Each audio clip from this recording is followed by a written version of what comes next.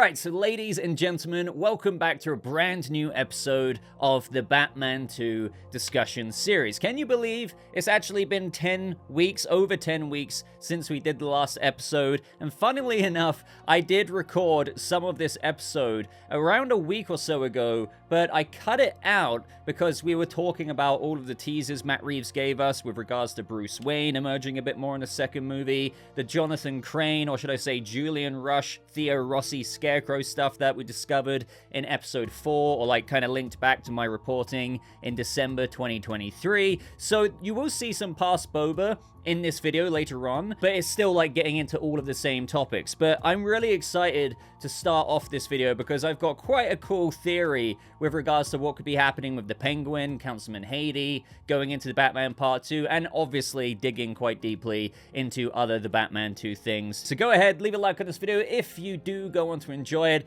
But right away, we have from GhostMe1635 saying, Harvey Dent is definitely going to be in this movie, and eventually, because Maroni is dead, I believe the Penguin will be responsible for turning him into Two-Face, just not in this movie. So, I have a little bit of a theory about that because I agree. I've said that, yes, and you'll probably see future, or should I say past Boba, talk about this a little bit later. Harvey Dent will be in the second movie as the new DA, a part of probably the new commission that Bella Real's put together to go after, you know, various cops, dirty officials in the city, including even Penguin. But I don't think you should make him Two-Face in the second movie. However, one thing that I think we need to, like, you know, put the magnifying glass on just a little bit more is what we heard from Councilman Haiti. If you guys remember, Councilman Haiti basically really thought it over and thought, well, damn, I could actually introduce Oz Cobb to my friends at City Hall and, you know, make him feel welcome in a place like this, and maybe even one day become a councilman. We're gonna have to wait and see there. But the thing is, he warned Penguin that he's going to have to be clean as a whistle. He said to Oz that he's going to be subpoenaed. Good. And they have a list of Carmine's associates.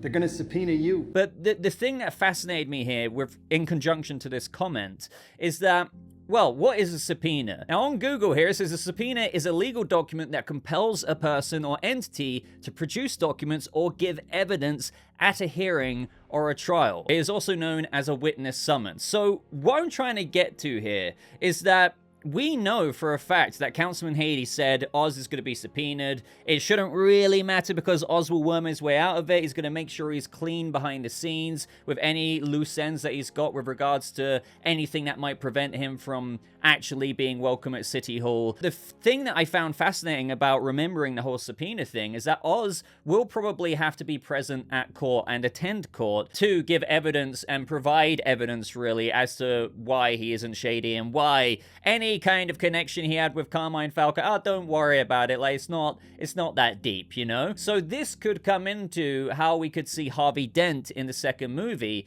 and we know that the Penguin ties right into the beginning of the Batman Part 2. What if it picks up with, you know, amongst the usual monologue stuff of Bruce Wayne, maybe a bit of a montage, like we saw at the first film? We could also see, and sure, it could be after the intro, Oz Cobb in court, giving evidence as to how, oh yeah, you don't need to worry about me, this is all rubbish, but Bruce could be watching on as the Drifter, or maybe even turn up as Bruce Wayne. This is where I think maybe I'm getting a bit reachy. We don't know if Bruce is going to be there, but it could be on the news, it could just be something Bruce is keeping tabs on. But either way, I just don't know if people have thought about this enough. The fact that the Penguin is going to be subpoenaed will mean he's in court. Now, I don't think this means he's got to throw acid in Harvey Dent's face, as per, like, you know, going back to the comment I'm answering here. I agree. I don't think that should happen in this film. But with maybe Oz worming his way out of his summons in court, maybe even Harvey Dent is the one, like, you know, leading the charge in the courtroom, trying to, like, put some pressure on Oz, but he gets really frustrated with how Oz gets out of it and presents himself clean as a whistle. This could create a bit of a tension between those two characters to eventually lead Harvey Dent to still try and go after Oz Cobb in combination with conversations maybe with Bella Real and Bruce Wayne. And then eventually Oz might not like that, and how he's had Harvey Dent on his ass for, let's just say, some time in the future, and he could get another person in a similar way to the Harvey Dent origins to throw acid in Harvey's face in court. So not in the Penguin subpoena court summons, but sometime later down the line. I think, like, I'm not saying I'm absolutely onto something there. At the bare minimum, I think we will be seeing, and I hope we will be seeing, the footage of Oscorp in court. They could skip over and be like, oh, you know, the Penguin was subpoenaed, but nothing shady turned up. Fair enough, but I think it'd be really cool to see that scene, and that would be a really cool way to show how the new commission, anti-corruption commission that Villarreal has already started, as seeded in the Penguin series, has already been doing their thing, and we see that in action at the beginning of the Batman Part 2. And now, amongst various cops they've already gone after, it's Penguin's turn to provide some testimony as to, you know, is there anything that we should be concerned about? Because we've got some knowledge on you, and then he just somehow worms his way out of it. Probably because any evidence that the commission, anti-corruption commission, has, perhaps being led by Harvey Dent and Villarreal, may lead to a dead end because Oz is already taking care of it in the lead up to that subpoena. But Oz really might not forget about the impression Harvey makes on him, and may very much so disfigure him, even if it's through someone else in the future. And I would love to hear your thoughts on that. So from Ramshaw Fragrances, they say, I spent the whole show asking why Julian wasn't Crane. I thought that was such an easy layup. Guess it makes sense now. And there's a lot of Scarecrow screenshots that I've got here with regards to Julian Rush. And yeah, it still isn't confirmed, obviously, and I recommend checking out my video that I uploaded covering this in detail, how it goes back to something I heard way back in December 2023. I heard that Julian Rush was going to be Jonathan Crane, or rather that on paper, he was Jonathan Crane, but the name changed to Julian Rush. And ever since then, I was like waiting to see if anything would happen in the episodes of The Penguin, but nothing really did. But it turned out it did, because some other user on Reddit found those props in Julian Rush's office. Not to mention the bonus context on top of that is obviously in that same episode, in episode 4, we had Sophia Falcone really kind of dig deeper into Julian, saying, you know, you like, what was it like to watch somebody unravel? And, you know, she identified this darker side to Julian. Like, sure, he started off as a straight up psychologist, psychiatrist to Sophia, who seemed fairly like, okay, ordinary, but they definitely, like, 1000% emphasize that there is more to him and a darker side. Now, with all of that being said and done, and despite what I heard, we still don't have a firm answer, but a little bit of an update to this story that I haven't talked about just yet is that we had somebody ask the production designer for The Penguin on their Instagram, where they've been posting a bit about The Penguin and the behind the scenes of the production design. What can you say about the scene in episode 4 at Rush's house where we see gloves on his table that look like the Scarecrow? So this all came out. Obviously, a lot of people were trying to get more answers after, you know, everything that I put out there. And they replied saying, we left it open for interpretation. The hands are from Bali. Now, guess what, guys?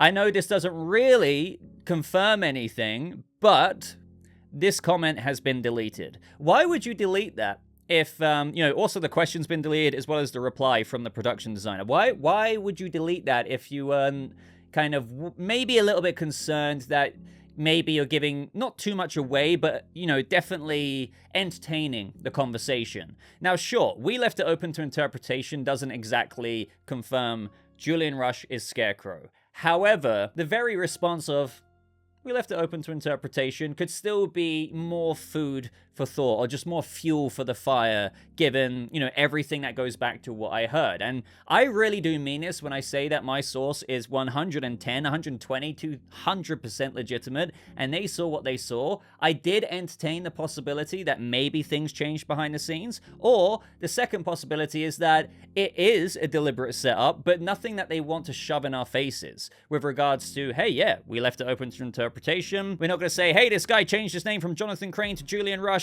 and he is Scarecrow, and we're going to make him the main villain in the Batman Part 2, and you guys need to know that. No, he can still be Scarecrow one day in this universe. As we know, all of the villains in Matt Reeves' world are very early on in their origins, and you can have something so very subtle like this just simply allude to, hey, this is who this guy may one day become. And we may never see it in a sequel movie, but here's your world building canon for your heads, just in case we do not invite Theo Rossi back to have a larger role in one of the mainline movies or spin-off shows. I choose to believe that it's the latter, and I'm hoping it's the latter, and that they didn't deviate away from their original intentions of making him Jonathan Crane. But I do find it a bit sus that the production designer deleted this comment, and I'm sorry that I'm showing it, but like, you put it out there, and you know, I have to work with what I've got. Now, continuing down this rabbit hole, we have here from General Pinkley Dink, great name.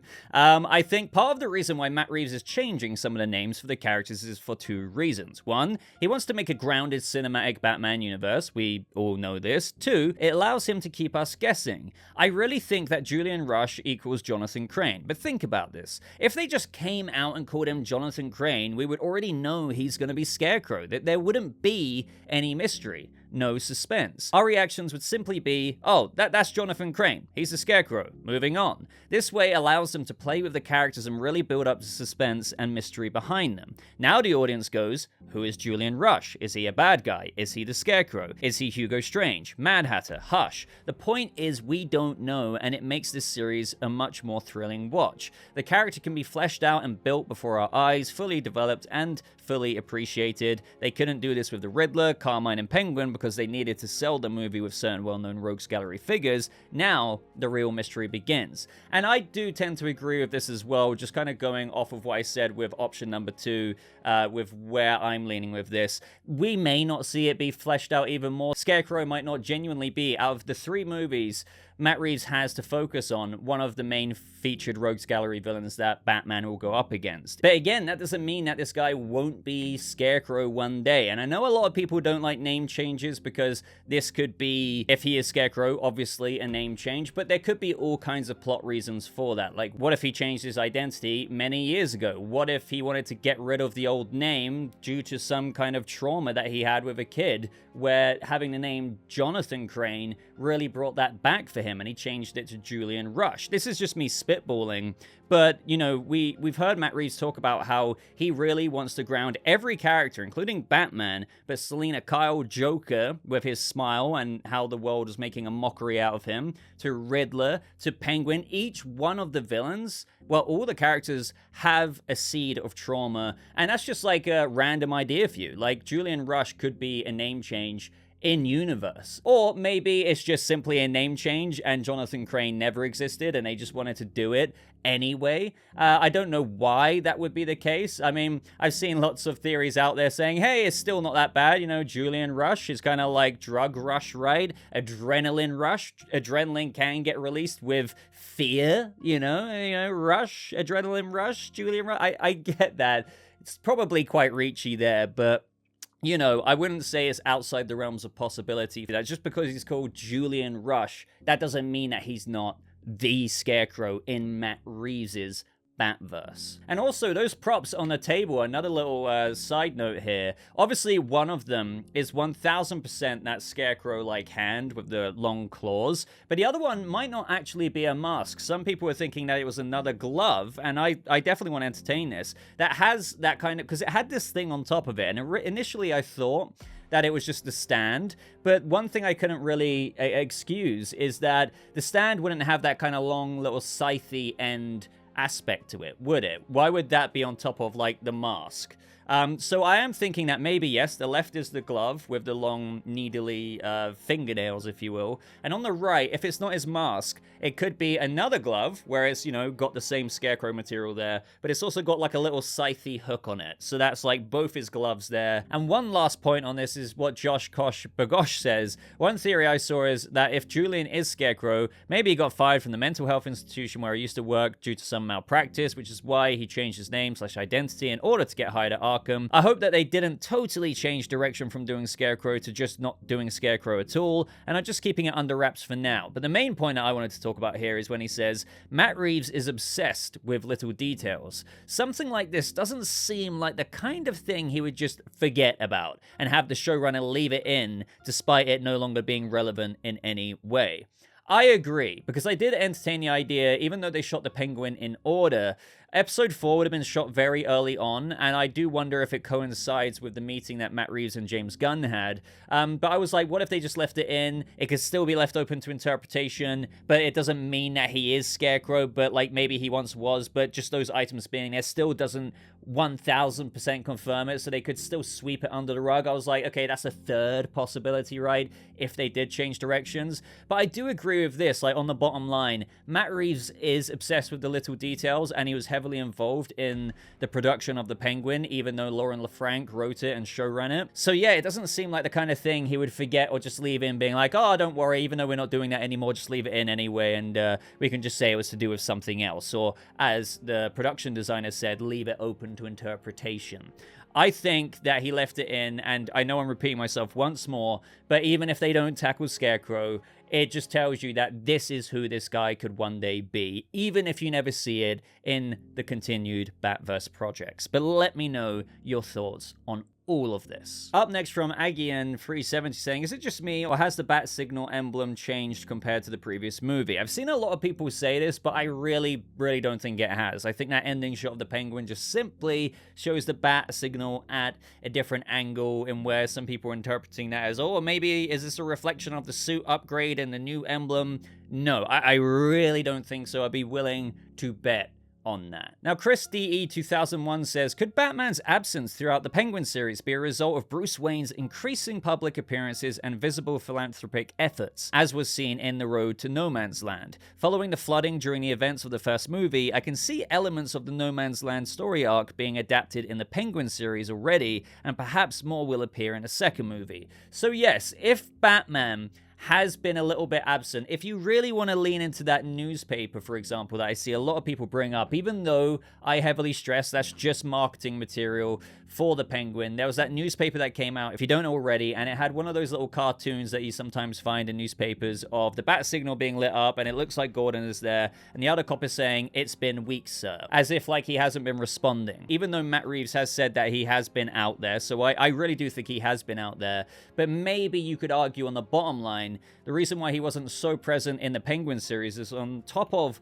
all of his Batman activity helping out the people of Gotham, he has been out there a lot as Bruce Wayne. And yes, the perfect example is the very beginning of No Man's Land, where Batman wasn't active and he actually left Gotham to basically, you know, encourage the government to help bring aid to Gotham, given everything that went on in No Man's Land. Now, I don't think Bruce would have necessarily left Gotham to be like, hey, help, you know, the Riddler flood's over here. But he could just, in their own adaptation or influence from No Man's Land here, show how he has been busy being Bruce Wayne a bit more, which is something we know due to those recent interview teasers from Matt Reeves. 1000%. I'm very confident about this. If you've seen my other video reading out the quotes, he is teasing that we're going to see another side to Batman's character that we haven't seen yet, and he's really excited about it. And it's so obviously Bruce Wayne, especially coupled with what he said about how Batman just can't necessarily, I'm paraphrasing here, but he was like, you know, it's not as simple as post-Riddler flood and the turmoil that Gotham City is in as, oh, right, bad guy, punch them. Like, no, there needs to be like another effort. He's struggling to be Batman, and he needs to realize that there is something else he can bring to the table, and that is the Wayne name. So maybe that has already been happening. Even if it hasn't, though, obviously we're going to get this in the Batman Part 2 anyway, and that's something I can't wait to see. Now, this doesn't mean we're not going to get a lot of Batman either. I've seen a lot of people say, oh, so less Batman then, great. No, but I'm very excited to see a lot more Bruce Wayne and see how Pattinson's or Matt Reeves' take on this character balances those both sides in the second movie. Such as how Damn Fine Cup of Coffee says, this universe is so rich. And from a character level, seeing this awkward, almost alien-like Bruce struggling with becoming human, be it the public Bruce, but also as an emotionally healthy man, opening himself to relationships and connections once more, like having to become a father figure to a young ward, is just compelling drama and a journey I'm on board for. Yes, there's so much they can get into with Bruce Wayne in the second film. Like, he's going to be so uncomfortable doing it, but after the lessons that he learned in the Batman 1, the current parameters and state of turmoil in Gotham City, yeah, he's going to get out there as Bruce even more in the second film, but I can't wait to see that, that same discomfort he experienced getting out of his car at the mayor's funeral, and all those reporters were there, and he was just like cringing, like looking away as he was getting his money out. And I think Alfred is going to love to see this, by the way. Seeing his Bruce go from a guy who never left the cave, never had an effect or thought he could have an effect as Bruce. That's why he was a workaholic Batman. That's why we had, basically, other than the mayor's funeral and like the Carmine Falcone scene between Bruce and him, we had like no Bruce in the first movie. Now they can open the dam. Do you know what I mean? And it's going to be just so interesting to see how they tackle that. But also the actual personal development for Bruce as well. Like,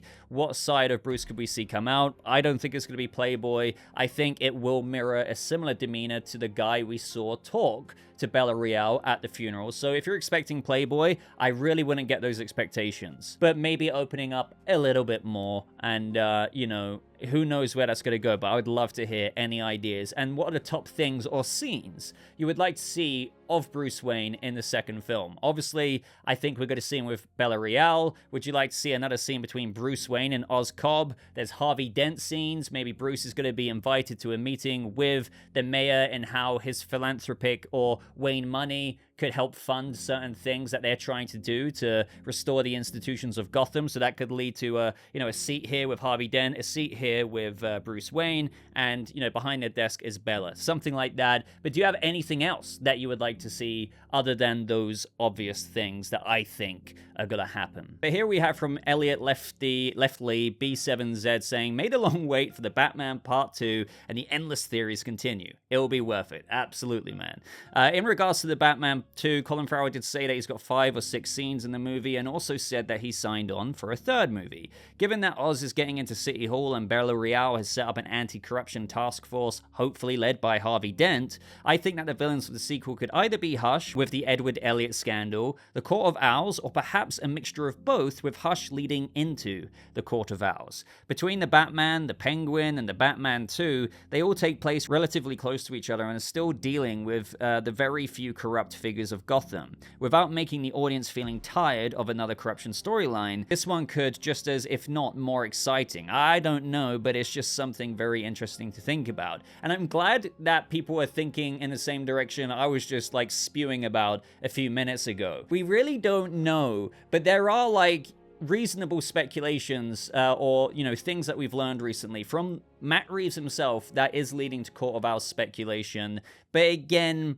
there are other ways that they can tackle this, because there are legit other corrupt things going on. Like, again, Oz Cobb blatantly getting into the political scene. There's no mistaking that after the Penguin finale. You also have literal corrupt councilmen, so Haiti, there's probably a bunch of them as well who are crooked. And then, yeah, as I was mentioning, you do have the blowback from the scandal that the Riddler exposed about the Waynes with regards to Edward Elliot, the reporter who was doing an expose report on the Arkhams, which Thomas Wayne wanted to protect Martha from, because even though she had nothing to do with the murder-suicide of her mother killing her father, it's still something he wanted to protect her from, right? She didn't want that dirt out there. He didn't want his wife to have to deal with that. But the fact is, as I said, Gotham got one perspective of that story. Don't get me wrong, Thomas Wayne was a bit like, a bit dodgy going to Falcone to try and put the fear of God into Edward Elliot, but by no means did he ever want the guy dead.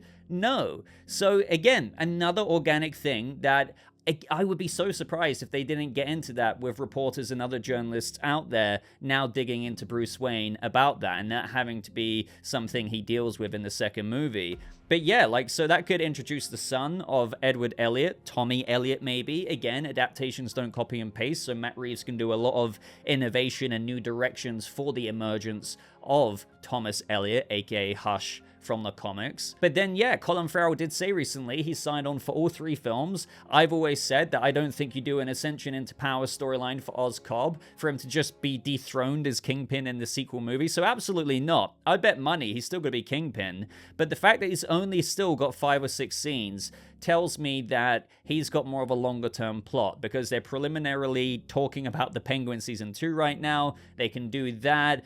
He can set his sights on Bruce Wayne, who's going to be a bit of a thorn in his side, because Oz has obviously got his sights set on Bella Real, because Councilman Haiti already told him that they're going to subpoena you because they're looking into Carmine Falcone's associates. So you need to look clean as a whistle if you want to be introduced to all of my friends in City Hall and maybe be a councilman yourself one day. And he was like, yep, I will be clean as a whistle, right? So he's going to put his scopes exactly on Bella Real, but also especially that Wayne guy who's coming out more in the second film to help out Bella Real. Obviously, we don't know that for a fact, but what else is Bruce Wayne going to do other than continue where Bella Real and him left off in the first movie? So you see what I mean? So is the Court of Owls really going to come into all of this?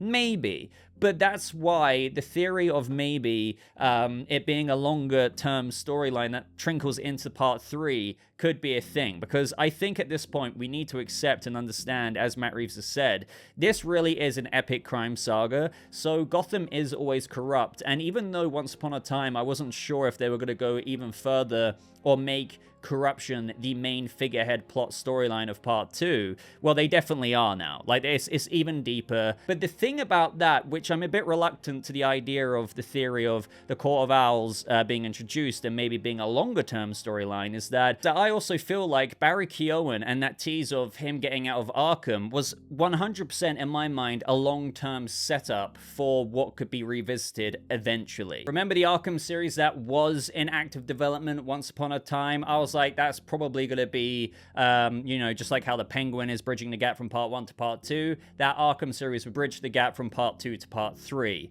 And, we got the seeds of that with Joker and Riddler, like, conniving about it, saying Gotham loves the comeback story. Sure, we won't get it in part 2, maybe another scene peppered in there, here and there, about Joker in the second movie, but nothing too much, maybe 1 or 2 scenes. But in part 3, the comeback story really happens. Now, obviously, I have no idea if that's ever actually going to come to fruition, but I still feel like part 3 would have another Rogues Gallery villain. Maybe, yes, the Joker and Riddler getting out again. This one big kind of long Halloween-style villain collection for Batman to truly go up against, if you know what I mean, after part 2's, further delve into another layer of corruption. If they don't do that, yes, they could still capitalize on how part 2 still didn't get to the true bottom of the corruption. I mean, maybe kind of they did, but by the end of the second film, Pandora's box has really been opened to Bruce, to a point of, as Matt Reeves says, that he could never have imagined, and the Court of Owls are truly discovered, but to be tackled in part 3.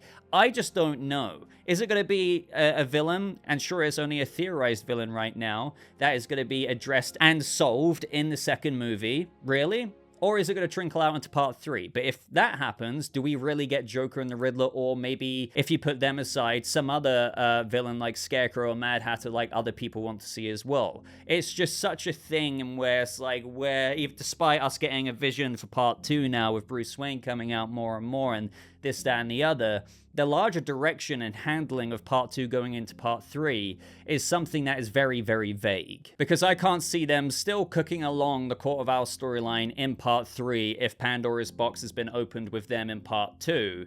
For then also them to be alongside Joker and Riddler, having broken out of Arkham, as well as sorting out the Court of Owls. That is something that I just don't think will happen. It's either going to be one or the other in terms of villainous direction going into part 3. Now, there's a couple of comments like this from Phantomium saying, I don't think Penguin should get a season 2. It's perfect just as a limited series. They should do a Harvey Dent show. Halster R35 says Penguin show should be left alone. It is a great show. Do another villain or whatever in between the Batman 2 and 3. Now, we know that Matt Reeves and Dylan Clark have got legitimately, despite the talks recently post-Penguin finale of Matt Reeves saying we are having preliminary talks about, the Penguin season 2 of Colin and Dylan Clark and Lauren LaFranc and HBO. So they're talking about it. Before that was even a thing in talks right now after the success of season 1. Don't worry, they are exploring other shows with all of the real estate that they have with other Rogues Gallery characters out there, just like the Penguin, to put and mimic that kind of show into a plotline for a whole different Rogues Gallery character. So that is not off the board just because we might get a Penguin season 2. I need to like put that down on the table. So we will be getting, especially, I'm telling you, with the success of this series, another Rogues Gallery series. Absolutely confident in that. However, with the doubt about some people's faith in a Penguin season 2, I don't know if it's unpopular opinion here. Once upon a time, I think I would have agreed with you, but there is so much real estate there and organic story to still follow up on with Oz. Because yes, as Matt Reeves says, each villain in this universe aren't fully actualized. They are coming into their origins. The appearance of this masked vigilante in Gotham brings out the origins of these other villains, and so we had Oz in the first film, who was basically the Penguin, but not like fully there yet as we know him in the comics. But now we've had the Penguin series, he's now actualized his origin. Do you know what I mean? He's now the Penguin. Same way with Paul Dano's Riddler, he now actualized from like a bitter nobody into the Riddler. However, Catwoman still isn't fully Catwoman yet. Barry Keoghan's unseen Arkham prisoner is still just that. He hasn't ever been called the Joker as of right now. But the reason why I preface it with all of that, and those characters will eventually actualize from origin to fully fledged Batman comic book character, is that just because Oz has, doesn't mean that there isn't more story, like a lot more story to mine here. Because now he's actually the Kingpin of Gotham. Well, there's going to be a lot of trouble and trial and tribulations that still come with that. Sure, we've seen this epic series of, us begrudgingly kind of rooting for this guy, despite him not being a good guy up until the frickin' end. Screw this guy, and I agree with a lot of you. I can't wait for Batman to beat the living crap out of him, hopefully. But with him now having the reins on Gotham City, I totally get the doubt. And, thinking, what if it just isn't as good as the first season? But him being at the very top. Sure, it depends on if they can write a series that is just as muscularly as strong as Colin Farrell puts it as the first one, if not better. But I would say it's not like they haven't got any ideas. I know I keep saying the same thing, but think about it. Oz is the Kingpin now. There's going to be a lot of things he has to deal with, especially with them already setting up the plot thread of him wanting to legally embed himself in the political system at City Hall in Gotham. That's not going to be thoroughly fleshed out in the Batman Part 2 when he only has 5 or 6 scenes, is it? Like, it's just not. Like, it's going to be something in flux still. So he's going to have a lot of issues coming his way. There's going to be a lot of entertainment, I can imagine, that can be shown with this horrible villainous character being that ruler of the criminal underbelly. So let me put it this way, just how a lot of people didn't really have faith in, like, I love Colin Farrell, but I have to admit, I'd rather watch this compared to a Penguin series. Do you remember that doubt going into the Penguin series? Despite people understanding the high quality pedigree of Matt Reeves, people were still a bit like, look, I'm going to watch it, but I don't know, man. Loved Colin Farrell as Penguin in the first film, but a limited series, I don't know. And look how well it's done. I would recommend carrying that same expectation into realization into the Penguin season 2. Sure, again, I need to stress, they need to come up with something good, but I don't doubt that they could achieve that. As well as cooking up some other Batman Rogues Gallery spin-off series. Man, how are they going to do it about another villain? And who is that villain going to be? Like, who? Because we know it kind of still serves a purpose in some way or another in the larger story parameters of the Batman movies. Because think about it, the Penguin still has set up Oz to be in this fortified position for the Batman Part 2, and his plot thread that is continuing are his political ambitions. Now, DJ Dark One says, owl-shaped window treatments were just for viewers. The court doesn't advertise. So I agree with that in terms of how, and there's other comments here quickly from the unknown 313 saying those curtains were 1000% deliberately shaped as owls. You could forgive certain shapes looking a certain way, but owl-shaped curtains in a court? Yeah, court of owls. So I do agree with the first comment there saying that it's what I said as well. I don't think those curtains are in-universe, like, done deliberately, because I find that almost a bit too on-the-nose silly for this universe that Matt Reeves is doing, that the Court of Owls were like, hey, like said Court of Owls member is like, hey, let's get the curtains set up in this deliberate way. Do you know what I mean? However, I do believe it's like a meta Easter egg.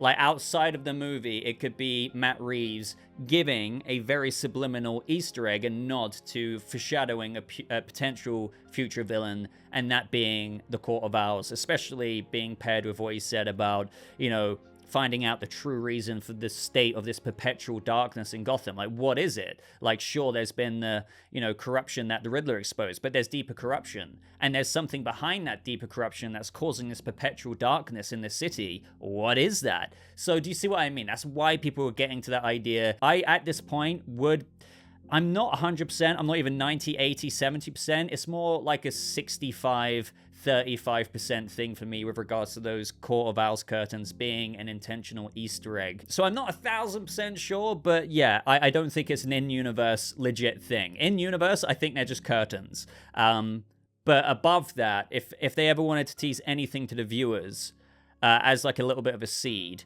like these curtains shaped like an owl, yeah, I would say, like, without having full conviction, and I know we reach a bit sometimes here, but I also don't like to reach, believe it or not, despite what you may have heard from me before, I'd like to think that I don't reach too much. Like, again, Victor being Victor Zsasz or something like that.